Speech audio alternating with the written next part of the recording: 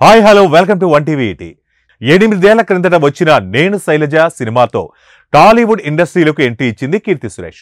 మొదటి సినిమాతోనే యూత్ లో తిరుగులేని పాపులారిటీ తెచ్చుకుంది. ఆ తర్వాత నానితో కలిసి చేసిన నేను లోకల్ ఊహించని రేంజ్ లో హిట్ అయింది.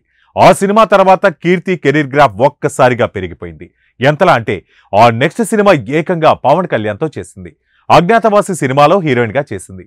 కానీ ఈ సినిమా మాత్రం ఊహించని విధంగా డిజాస్టర్ అయింది. కాగా ఈ డిజాస్టర్ ముసుగులో ఎక్కువ రోజులు లేదు. అదే ఏడాది మహానటితో ఏకంగా నేషనల్ అవార్డు గెలిచి అందరూ తన గురించి మాట్లాడుకునేలా చేసుకుంది. అసలు కీర్తి సురేష్ మహానటిలో నటించిందా లేదంటే జీవించిందా అనే రేంజ్లో టెరిఫిక్ పర్ఫార్మెన్స్ ఇచ్చింది. తన కెరీర్లో ఎప్పటికీ ఇదొక గొప్ప సినిమాగా నిలిచిపోతుంది. మహానటి ద్వారా ఈ బ్యూటీ కెరీరే మారిపోయింది. ఒకటి కాదు రెండు కాదు ఏకంగా 6 డజన్ సినిమాలకు పైగా లైనప్ లో పెట్టుకుంది. కానీ ఛాన్సులు వస్తున్నాయి కదా అని బ్యాక్ టు బ్యాక్ సినిమాలు చేసింది. కానీ కాస్త ఫ్లాపులుగా మిగిలిపోయాయి.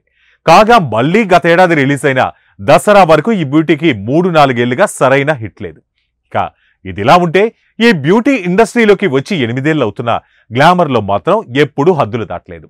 అంతెందుకు ఈ బ్యూటీ ఇప్పటి వరకు ఒక్క లిప్ కిస్ కూడా చేయలేదు. కాగా గతంలో ఒక యంగ్ హీరో సినిమాలో ఆఫర్ వస్తే అందులో లిప్ లాక్ సీన్ ఉందన్న కారణంతో సినిమాను రిజెక్ట్ చేసిందట. అయితే ఆ హీరో నితిన్ అని సమాచారం.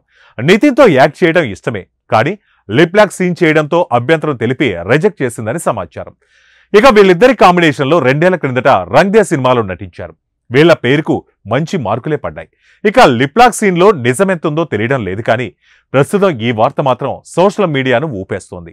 కాగా ఇప్పుడు మాత్రం బాలీవుడ్ లో వరుణ్ ధావన్తో సినిమా కోసం మాత్రం లిప్ లాక్ సీన్ చేయబోతుందని టాక్. ఇది ఇవాళ మూవీ అప్డేట్స్. మరిన్ని అప్డేట్స్ తో మళ్ళీ కలుద్దాం. Until then keep watching one TV.